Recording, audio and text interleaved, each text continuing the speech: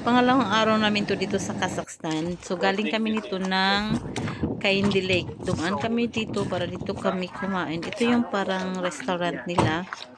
At tingnan mo naman yung view.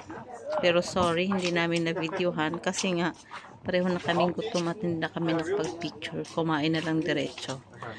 Kasi parang 1 hour. So, pagod na pagod kami galing sa Kaindi Lake kasi nga medyo mataas yung ano doon. Very adventure yung daan doon. So, kailangan man magpahinga.